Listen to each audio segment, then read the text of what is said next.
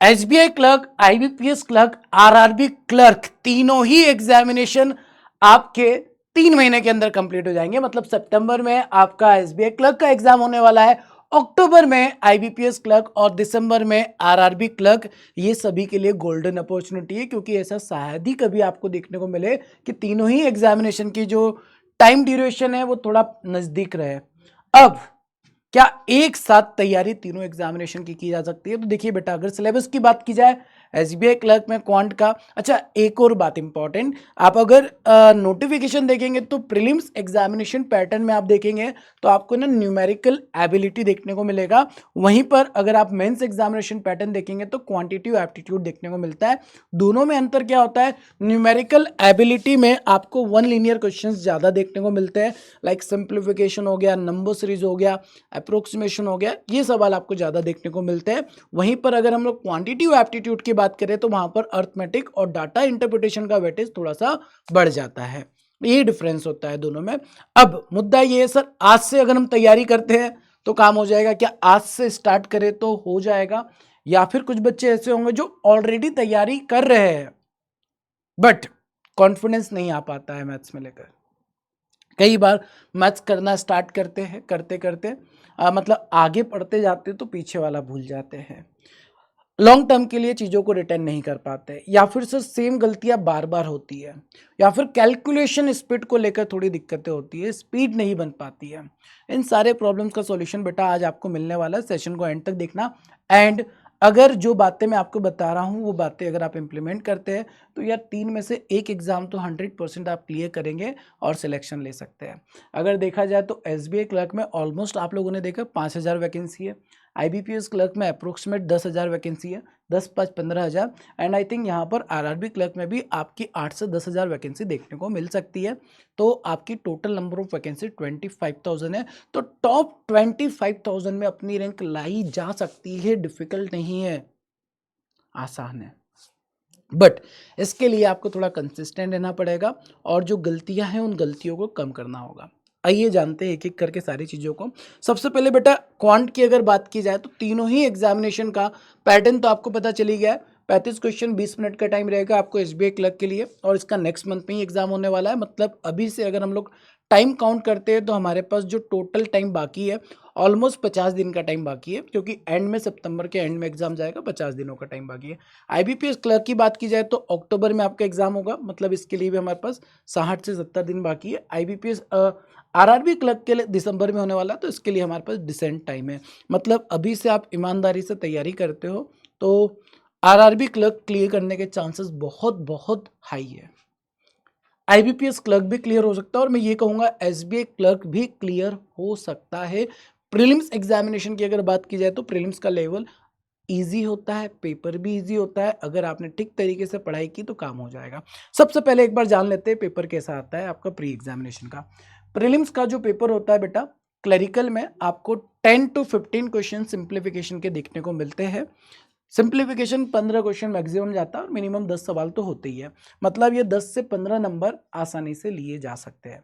Second अगर बात की जाए, नंबर सीरीज में 5 क्वेश्चन होते हैं। Number series missing number series होगा इधर, या रॉन्ग नंबर सीरीज होगा। ये 2 टाइप के पैटर्न होते हैं जिसमें आपके 5 नंबर बनते हैं। अर्थमेटिक की बात की जाए तो 10 to 12 क्वेश्चन, किसी किसी शिफ्ट में लास्ट ईयर 12 क्वेश्चन भी थे, किसी शिफ्ट में 10 क्वेश्चन थे, 10 से 12 सवाल होते हैं। एंड डाटा इंटरप्रिटेशन की बात करें तो 5 भी हो सकते हैं, 5 से ज़्यादा भी हो सकते हैं। अगर सिंप्लीफिकेशन के नंबर ऑफ क्वेश्चन कम होते हैं तो डीआई का वेटेज बढ़ जाता है। अच्छा, लास्ट ईयर की अगर बात की जाए तो सिंपल कैसलेट भी देखने को मिला था, जो कि सिंपल था। मतलब ये आपका ओवरऑल तीनों ही एग्जामिनेशन की मैं बात कर रहा हूँ, IBPS clerk, RRB clerk, SBI clerk, तीनों ही एग्जामिनेशन का क्लरिकल का सेम पैटर्न रहता है। अब जैसे जो सवाल है ना आप लोगों का, सर आज से तैयारी करें तो हमारा काम हो जाएगा। अगर आप आज से पूरे डेडिकेशन के साथ तैयारी स्टार्ट करते हैं तो ये 15 नंबर आपके जेब में आ जाएंगे। 100% ये 15 मार्क्स पूरे आप ला सकते हैं। अगर मैं इस 5 मार्क्स की बात करूं तो 5 में से 4 नंबर तो आपके पास आ जाएंगे। यहां पर मैं बात करता हूं डीआई में 5 में से 5 नंबर लाए जा सकते हैं, 5 आउट ऑफ 5 मार्क्स डीआई में भी बन जाएंगे। अब अर्थमेटिक की बात है तो अर्थमेटिक में 10 में से 6 से 7 सवाल बनाए जा सकते हैं। मतलब इतना टारगेट अचीव हो सकता है।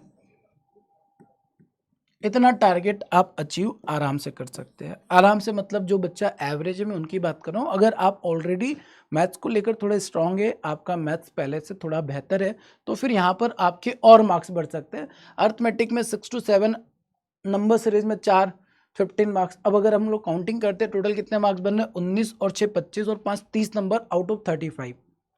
अगर IBPS RRB क्लर्क की बात करें तो 5 क्वेश्चन और बढ़ जाएंगे, वहाँ 40 क्वेश्चन होंगे, तो उसके अकॉर्डिंग DI में आप और मार्क्स ऐड कर सकते हैं। बट आउट ऑफ 35 अगर आप देखेंगे 19 से 25 5 30 नंबर तक आपके आ रहे हैं, तो सर सिलेक्शन तो लिया जा सकता है।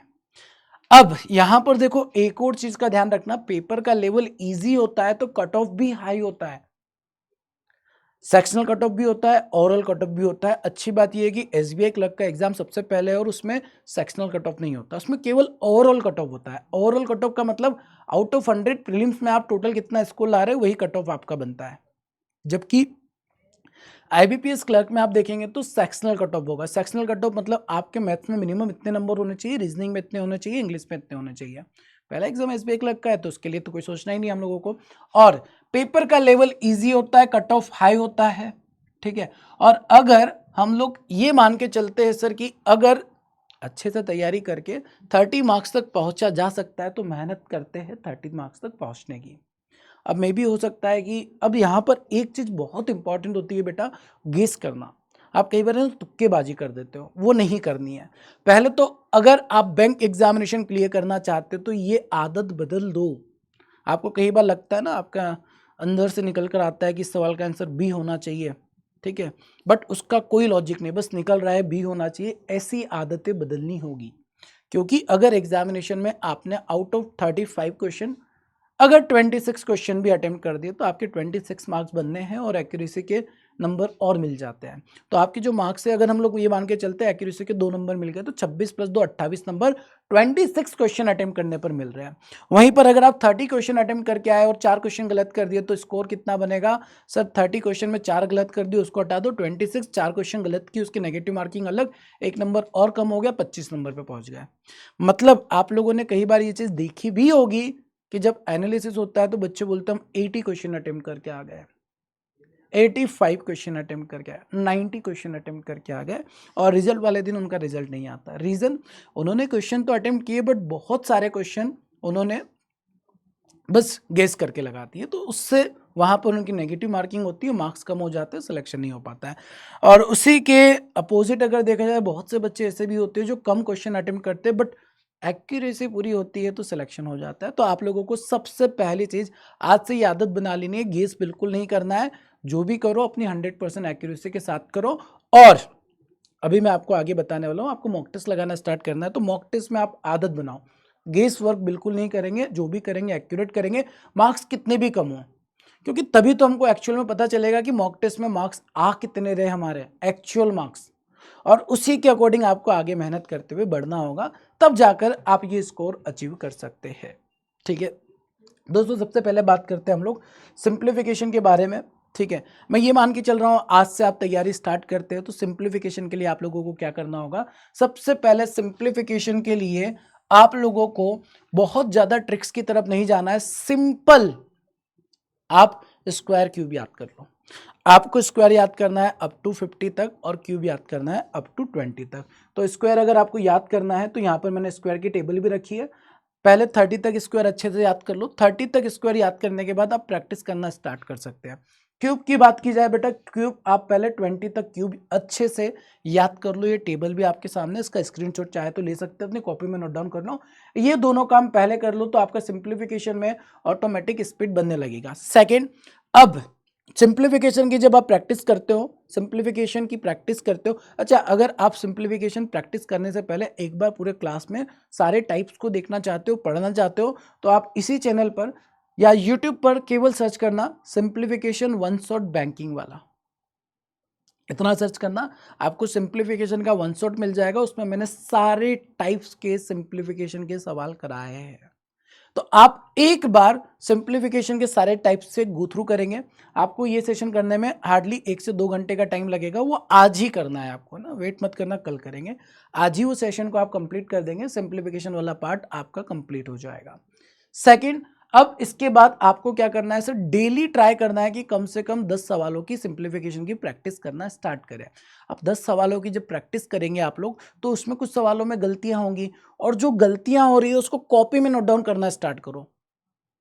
मतलब मे बी स्टार्टिंग में आपकी कॉपी में ज़्यादा लिखना पड़ेगा, बट जब वो गलतियां आप लोग बार बार नोटिस करेंगे, आपकी गलतियां होना कम हो जाएगी, तो लिखना भी कम पड़ेगा और कम टाइम में आपके सिंप्लीफिकेशन के क्वेश्चन भी बनेंगे, और एक टाइम के बाद आपका full out of full score बनने लग जाएगा सिंप्लीफिकेशन के अंदर। ठीक है, पहला काम स्क्वायर क्यूब याद करना है। सेकंड, आपको वन शॉट कंप्लीट करना है, सिंप्लीफिकेशन वन शॉट बैंकिंग वाला, और केवल एक वीडियो, आपको मे भी हो सकता है 2-3 वीडियो देखने को मिले, सारे वीडियो नहीं देखना है, एक वीडियो आपको देखना है, अच्छे से कंप्लीट करना है, प्रैक्टिस करना स्टार्ट करना है, डेली 10 सवालों की प्रैक्टिस करनी है सिंप्लीफिकेशन की। एग्जामिनेशन से पहले तक आपके 15 सवालों की स्पीड अच्छी खासी हो जाएगी, मतलब ये 15 सवाल आपके 3 से 4 मिनट के अंदर कंप्लीट हो जाने चाहिए। ये 3 से 4 मिनट में कंप्लीट होंगे, तभी आपके पास बाकी सवालों के लिए टाइम बचने वाला है। दोस्तों आगे बात करते हैं number series. Again number series अगर आप चाहते हो एकदम बेसिक से पढ़ना, सारे टाइप्स को कवर करना, number series one shot banking वाला सर्च करो, आपको सारे टाइप के नंबर सीरीज के पैटर्न मिल जाएंगे, उसको नोट डाउन कर लो, आप उसके नोट्स बना लो, और अगर आप ऑलरेडी कंप्लीट कर लियो तो एक बार उसका रिवीजन कर लो बेटा। रिवीजन कर लेंगे एक बार पूरा अच्छे से, और सारे पैटर्न्स को कंप्लीट करेंगे, उसके बाद से डेली का टास्क रहेगा। डेली टास्क में यहाँ लिख देता हूँ आप लोगों को, ठीक है। डेली 10 क्वेश्चन सिंप्लीफिकेशन के करने हैं, 10 सवाल आपको नंबर सीरीज के करने हैं, 10 नंबर सीरीज 10 सिंप्लीफिकेशन। आप अगर डेली करना स्टार्ट करते तो एग्जाम से पहले आपके यहाँ पर नंबर पूरे बनेंगे। इसके बाद आप अर्थमेटिक वाला सेक्शन स्टार्ट करेंगे। अब अर्थमेटिक सेक्शन में सबसे पहले आप लोगों को कंप्लीट करना है, अर्थमेटिक में सबसे पहला चैप्टर पिक करेंगे परसेंटेज। परसेंटेज के बाद नेक्स्ट चैप्टर आपको पिक करना है रेशियो, रेशियो एंड प्रोपोर्शन। उसके बाद अगला चैप्टर आपको पिक करना है प्रॉफिट एंड लॉस। ये 3 चैप्टर पहले आपको कंप्लीट करने हैं। इसके लिए एक टाइमलाइन आप लोगों को सेट कर लेनी है, आप कितने टाइम में कंप्लीट कर सकते हो। मेरे अकॉर्डिंग अगर आप एकदम जीरो से तैयारी स्टार्ट करते हो इन 3 चैप्टर की, तो आपको 15 डेज का मिनिमम टाइम लगेगा, 15 दिन, मिनिमम 15 दिन का टाइम लगेगा इन तीनों चैप्टर को अच्छे से कंप्लीट करने में। 15 डेज का टाइम तो जाएगा ही जाएगा, जिसमें परसेंटेज में भी हो सकता है कि आपको 6 to 7 डेज का टाइम चला जाए, रेशियो में आपको 2-3 दिन का मिनिमम टाइम जाएगा, एंड फिर प्रॉफिट एंड लॉस में आपको 4 से 5 दिन का टाइम जा सकता है। 15 दिन का टाइम लो, और लो ऐसा मत करना कि सर टाइम कम है, एग्जाम आ रहा है, नहीं। आपने अगर इन तीनों चैप्टर को अच्छे से कंप्लीट कर लिया, आपको 15 दिन भी लग रहा है, बट 15 डेज में अगर आपने इन चैप्टर्स को कंप्लीट कर दिया, तो ऐसा नहीं कि केवल ये 3 चैप्टर आपके कंप्लीट हुए हैं, आपके रिमेनिंग जो अर्थमेटिक है ना, वो भी सॉलिड होते जा रहा है, उसमें भी इंप्रूवमेंट होगा। क्यों? क्योंकि आगे अगर मैं बात करता हूँ बेटा पार्टनरशिप चैप्टर, पार्टनरशिप चैप्टर जो है वो पूरा बेस्ड है किसके ऊपर, रेशियो के ऊपर। तो रेशियो आपको आता है तो पार्टनरशिप भी आपको आएगा। प्रॉब्लम ऑन एजेस रेशियो पर बेस्ड चैप्टर है, रेशियो आता है तो ये भी बनेगा। मिक्सचर रेशियो पर बेस्ड चैप्टर है, मिक्सचर भी आपका कंप्लीट हो जाएगा। इसके बाद दोस्तों अगर बात की जाए तो नेक्स्ट जो चैप्टर इंपॉर्टेंट चैप्टर होते हैं वो होते हैं ट्रेन, बोट एंड स्ट्रीम, ये चैप्टर आपको कंप्लीट करने होंगे, ठीक है। इसके बाद नेक्स्ट इंपॉर्टेंट चैप्टर होता है time and work, pipe and system, pipe and system, ठीक है।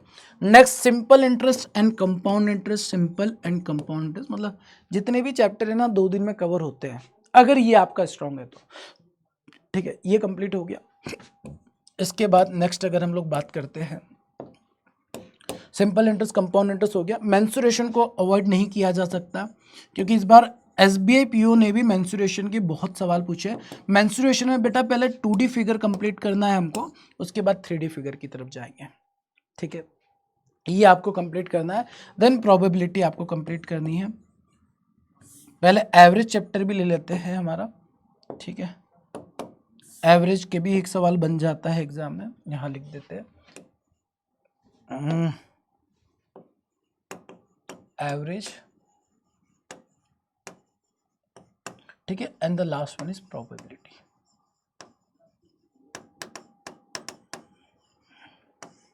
प्रोबेबिलिटी के साथ आपको परम्यूटेशन कॉम्बिनेशन पढ़ना पड़ेगा, फिर probability. Train, boat and stream आप करेंगे तो स्पीड, टाइम एंड डिस्टेंस आपका ऑलरेडी कवर हो जाएगा। ठीक है, तो ये सारे चैप्टर्स रहेंगे। इसका सीक्वेंस मैंने बताया, सबसे पहले परसेंटेज, सेकंड आपको रेशियो कंप्लीट करना है, थर्ड आप चाहे तो इसका एक कंप्लीट सेट बना सकते हैं, नेक्स्ट सेट बनाना है तो रेशियो एंड प्रोपोर्शन के सब टॉपिक इनका एक सेट बना सकते हैं, train boat and stream and speed time and distance का एक सेट बनेगा, time and work pipe and system. Set का मतलब ये है कि आप अगर ट्रेन पढ़ना स्टार्ट कर रहे हो, boat and stream, speed time and तीनों एक साथ कंप्लीट करो, टाइम एंड वर्क पढ़ रहे हो तो पाइप एंड सिस्टम को उसके साथ ही कंप्लीट करो, हो जाता है, दोनों सेम ही है। ठीक है, इसके बाद सिंपल इंटरेस्ट पढ़ोगे तो कंपाउंड इंटरेस्ट को इसके साथ ही कंप्लीट करना है, मेंसुरेशन करना है, एवरेज और प्रोबेबिलिटी। मेंसुरेशन प्रीलिम्स की अगर बात की जाए तो 2D फिगर से सवाल बनते हैं, आपको ये कंप्लीट करना है। और डेली आप लोगों को जैसे ही कंप्लीट होता है, अब एक बात बहुत इंपॉर्टेंट है बेटा, मॉक टेस्ट कब से लगाना स्टार्ट करना है, और एग्जाम से पहले कम से कम 30 से 35 मॉक टेस्ट हो जाने चाहिए। कैसे होंगे वो मैं आपको बता रहा हूँ, ठीक है, ये चीजें। इसके बाद सर नेक्स्ट वाला जो पार्ट बचता है, डाटा इंटरप्रिटेशन। अगर आपने डाटा इंटरप्रिटेशन को पढ़ा नहीं, आप बिल्कुल भी नहीं जानते, आपको केवल सर्च करना है यूट्यूब पर DI 360। DI 360 सर्च करेंगे, आपको एक कंप्लीट DI 360 का प्लेलिस्ट मिल जाएगा, आप उस प्लेलिस्ट को कंप्लीट करेंगे, आपका DI वाला काम हो जाएगा। मतलब DI की बेसिक्स है, सबसे पहले मैंने एकदम बेसिक कॉन्सेप्ट बताया DI के, उसके बाद जितने भी टाइप के DI होते हैं वो आपको उस प्लेलिस्ट में मिल जाएगा। प्लेलिस्ट कंप्लीट करेंगे, उसके बाद प्रीवियस ईयर के DI के जो सवाल थे वो मिल जाएंगे, मॉडरेट लेवल DI मिल जाएगा, मेंस लेवल DI मिल जाएगा, कैसलेट DI की क्लास मिल जाएगी, सब कुछ आपको मिल जाएगा। आपको केवल DI के लिए सर्च करना होगा यूट्यूब पर DI 360।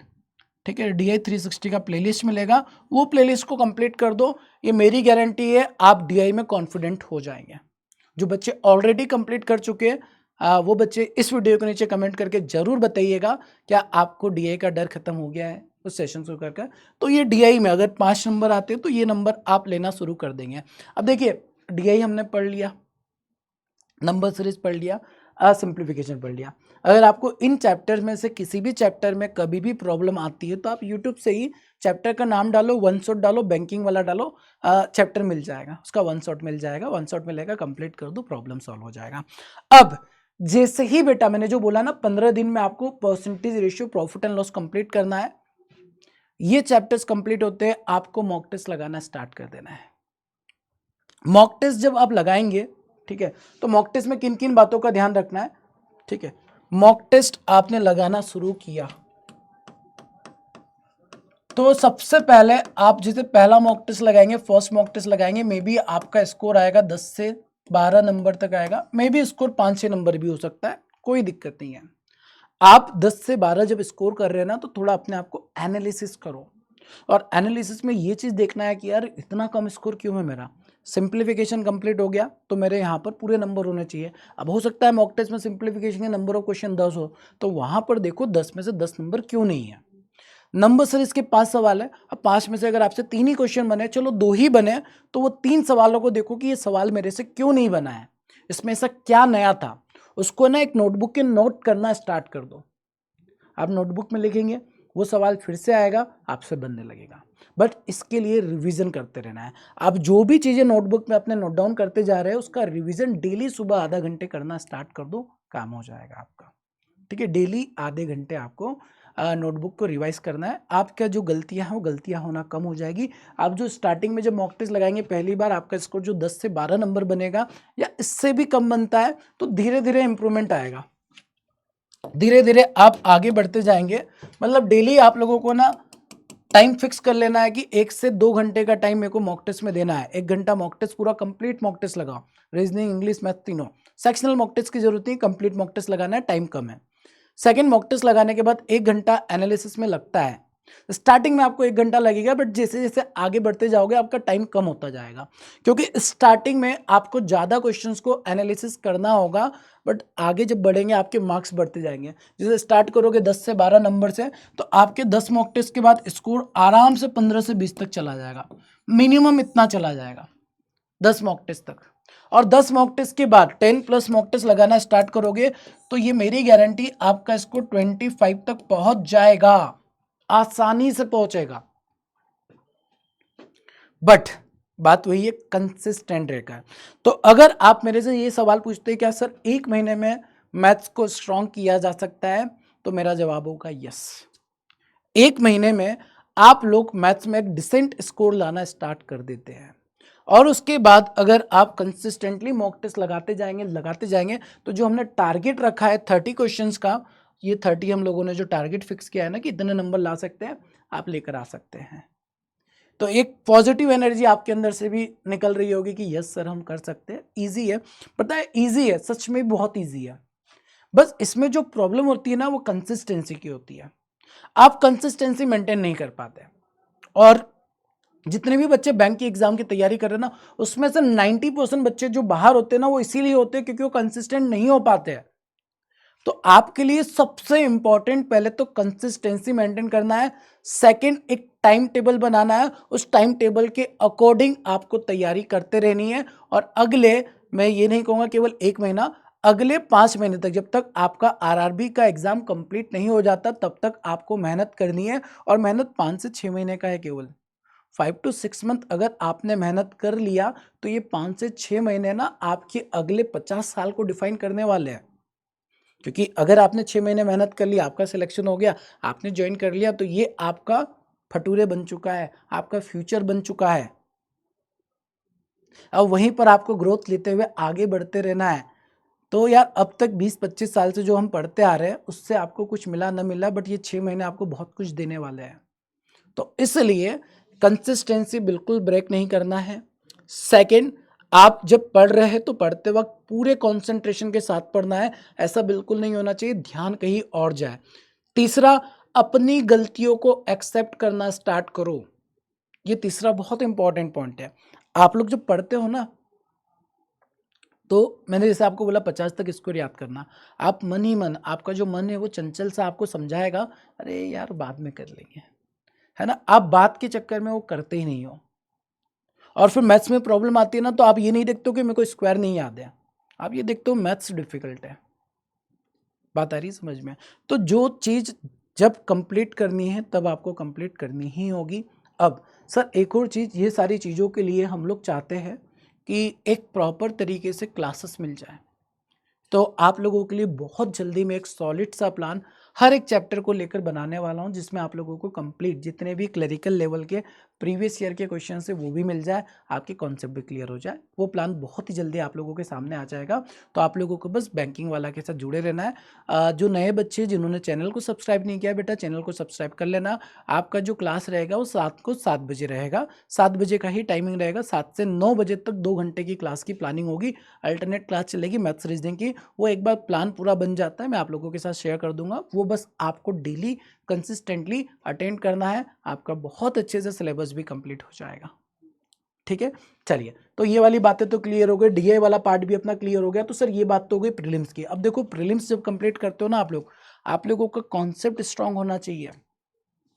अगर आपका कॉन्सेप्ट अच्छे से कंप्लीट हो गया है तो प्री एग्जामिनेशन के बाद मेंस के लिए आपको कोई बहुत अलग नहीं करना होता है, स्पेशली क्लरिकल एग्जाम में। क्लरिकल एग्जामिनेशन के लिए आपको मेंस के मॉक टेस्ट लगाना स्टार्ट करना है। आप जैसे क्लर्क प्री का एग्जाम क्लियर कर लेंगे, हालांकि जैसे ही हम लोग एसबीआई क्लर्क प्रीलिम्स का एग्जाम दे देंगे उसके बाद तुरंत आपका आईबीपीएस क्लर्क आ जाएगा। आईबीपीएस क्लर्क को दे देंगे उसके बाद हम लोग ना मेंस के मॉक टेस्ट लगाना स्टार्ट कर सकते हैं। और मेंस बनेगा आपसे, अगर कॉन्सेप्ट आपने प्री में अच्छे से कंप्लीट कर लिया तो मेंस में भी अगर देखा जाए तो अप्रोक्सीमेशन होता है 5 क्वेश्चन होते हैं, नंबर सीरीज होता है 5 क्वेश्चन होते हैं, data interpretation not arithmetic based simple यही होता है, बट थोड़ा कैलकुलेटिव होता है, 15 सवाल होते हैं वो भी बनते हैं। मतलब 25 क्वेश्चन तो आप लोग बना सकते हैं प्री कंप्लीट करने के बाद मेंस के भी। अब बचे हुए 25 जिसमें अर्थमेटिक का लेवल थोड़ा अप होता है, कॉन्सेप्ट वही होता है, लेवल अप होता है, वेरिएबल बेस्ड क्वेश्चन थोड़े से आ जाते हैं, फिलर बेस्ड क्वेश्चन कुछ आ जाते हैं, डाटा सफिशिएंसी आ जाएगा, कंपैरिजन ऑफ क्वांटिटी आ जाएगा। तो है वही, बस थोड़ा सा लेवल अप होता है। तो वो चीज़ हम लोग मॉक टेस्ट लगाकर कवर कर सकते हैं। तो मेंस के लिए बहुत ज़्यादा प्रॉब्लम्स नहीं होगी आप लोगों को, बट अगर आपका बेसिक कंप्लीट हो गया है तो, क्योंकि बेसिक्स में कोई कम सिलेबस नहीं है आपका, इतना सिलेबस है इसमें, अर्थमेटिक में इतने चैप्टर से कंप्लीट करोगे आपका मेंस भी आधा कवर हो ही जाता है। तो ज़रूरत है कंसिस्टेंसी की, और कंसिस्टेंट अगर आप लोग रहते हैं तो 100% काम हो जाएगा। एक और इम्पॉर्टेंट बात सर, कि क्या अगर हम लोग सिंप्लीफिकेशन नंबर सीरीज की प्रैक्टिस कर रहे हैं तो इसके क्वेश्चंस मिल सकते हैं? तो अगर आप बताएंगे बोलेंगे तो डेफिनेटली मैं आप लोगों को डेली सिंप्लीफिकेशन नंबर सीरीज के क्वेश्चंस प्रैक्टिस के लिए दे दिया करूंगा, आपका टाइम बच जाएगा। उसके लिए आपको टेलीग्राम चैनल ज्वाइन करना है, क्वांट्स बाय सुमित सर, ये टेलीग्राम चैनल है, या स्कैनर्स को भी स्कैन कर देंगे और ज्वाइन कर लेंगे। डेली आप लोगों को क्लरिकल एग्जामिनेशन तक मैं डेली 10 सिंप्लीफिकेशन और 10 नंबर सीरीज के क्वेश्चन प्रैक्टिस के लिए दे दिया करूंगा, ताकि आप लोगों को कहीं भटकना ना पड़े, एक ही जगह आपको क्वेश्चंस मिल जाएंगे। एक टाइम भी फिक्स कर देंगे इसका, उस टाइम पर आपको मिलेंगे और आपको जब टाइम मिलता है वो क्वेश्चंस को बना लेना है, उसका सॉल्यूशन भी उसी के अंदर होगा, आप क्रॉस चेक कर लेंगे, आपका काम हो जाएगा। मतलब हार्डली आप लोगों को डेली 10 मिनट का टाइम देना होगा, 10 मिनट में आपके क्वेश्चंस की प्रैक्टिस हो जाएगी और उसको एनालिसिस करेंगे तो 10 मिनट और लगेंगे, 20 मिनट में हमारा सिंप्लीफिकेशन नंबर सीरीज वाला पार्ट कंप्लीट हो जाता है। उसके बाद बेटा आगे आपको जो चलकर मेहनत करनी है, वो ज़्यादा मेहनत जो करनी होगी वो अर्थमेटिक पे करनी होगी। अर्थमेटिक अगर आपका स्ट्रॉन्ग हो जाएगा तो डीआई भी आपका हो जाएगा। तो ये कंटेंट मैं शेयर करना स्टार्ट करूंगा अगर आप लोग कमेंट करके बताते हैं वीडियो के नीचे, हाँ सर हम डेली करेंगे, कंसिस्टेंटली प्रैक्टिस करेंगे, आपने जैसा बोला है वो करेंगे, क्योंकि यार रिजल्ट तभी आएगा जब आप सारी चीज़ें कंसिस्टेंटली मेहनत करके करेंगे। ठीक है, तो सारी चीज़ें प्लान्ड है। ठीक है, कंसिस्टेंट रहना है आप लोगों को यार।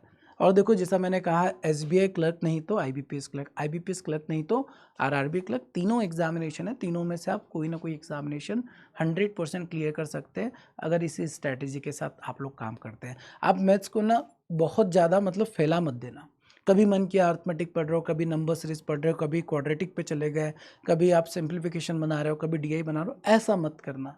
मैंने आपको जिस तरीके से बताया बस ये तरीके से आपको डेली करना है। डेली 20 मिनट निकालकर सिंप्लीफिकेशन नंबर सीरीज की प्रैक्टिस करनी है। चैप्टर्स में आप पहले सिलेबस को अच्छे से कंप्लीट करेंगे। ऑलरेडी अगर आपका सिलेबस कंप्लीट है तो मॉक टेस्ट को ज़्यादा फोकस करेंगे। अगर आपने सिलेबस कंप्लीट कर लिया है तो आप डेली एक चैप्टर का रिविजन करो और मॉक टेस्ट लगाते रहो, हो जाएगा, अच्छे से इंप्रूवमेंट हो जाएगा। और सबसे इंपॉर्टेंट, कभी भी आपको लगता है थोड़ा सा डिमोटिवेट फील होता है या आपको ये लगता है कि यार मेरे से नहीं हो पा रहा, अपने अंदर झांको, ये देखो कहाँ पर गलती हो रही है, क्यों मैं बार बार वही गलती कर रहा हूँ, कर रही हूँ। अगर आप अपनी गलतियां एक्सेप्ट करना सीख गए ना बेटा और उस गलती पे काम कर दिया ना, कोई नहीं रोक सकता सिलेक्शन से आप लोगों को। ठीक है, तो ये चैनल को ज्वाइन कर लेंगे, आपका काम हो जाएगा। इसके अलावा स्क्वायर क्यूब का टेबल आप चाहे तो स्क्रीनशॉट ले सकते हैं या फिर आपने कॉपी में लिखा है तो उसको याद कर सकते हैं। ठीक है, इसके अलावा जो नए बच्चे हैं जो टारगेट कर रहे हैं सर 2026 के एग्जामिनेशन को, जो सोच रहे हैं कि सर हम नेक्स्ट ईयर की एग्जामिनेशन देने वाले हैं और एक कंप्लीट सिलेबस चाहते हैं, तो आप बैंक महापेक में एनरोल कर सकते हैं। बैंक महापेक में आपको जितने भी बैचेस होते हैं सारे बैचेस का एक्सेस मिल जाता है। 1 ईयर का अगर प्लान चाहिए, 2 ईयर का प्लान चाहिए, दोनों ही प्लान्स आप लोगों को मिल जाते हैं। इसके साथ अगर बैचेस की बात की जाए तो ये सारे बैचेस हैं जो इस मंथ आप लोगों को देखने को मिले हैं, लॉन्च हुए हैं। अगर आप चाहते हैं कि सर नेक्स्ट मंथ में हमको ज्वाइन करना है तो नेक्स्ट मंथ के बैचेस का एक्सेस भी आपको मिल जाता है, उसके अगले महीने का एक्सेस भी मिल जाता है अगर आप बैंक महापेक लेते हैं। तो मेरे अकॉर्डिंग पर्टिकुलर बैच, जैसे आप M3.0 बैच लेंगे 2500 का बैच आएगा, इससे बेटर रहता है बैंक महापेक 2999 रुपीज़ में परचेस कर ले। इसमें आपको सारे के सारे बैचेस का एक्सेस मिल जाता है जो बैंकिंग वाला पर आपको देखने को मिलता है। ठीक है, उम्मीद करता हूँ बेटा सारी चीज़ें आपको क्लियर हो गई है और इसके साथ आप मेहनत करना स्टार्ट कर दोगे, कंसिस्टेंट रहेंगे। और हम लोगों का जो क्लास रहेगा उसका टाइमिंग रहेगा 7 PM, अल्टरनेट क्लास रहेगा, एक दिन मैथ्स का क्लास, एक दिन रीजनिंग का क्लास, जिससे आप लोगों की जो कंसिस्टेंसी है वो मेंटेन रहे और साथ में आप लोग रेगुलर प्रैक्टिस भी कर पाएँ। बाकी मिलते हैं हम लोग अपने नेक्स्ट सेशन में, तब तक के लिए सभी अपना ध्यान रखेंगे। Thank you so much, bye bye, take care, मिलते हैं नेक्स्ट क्लास में।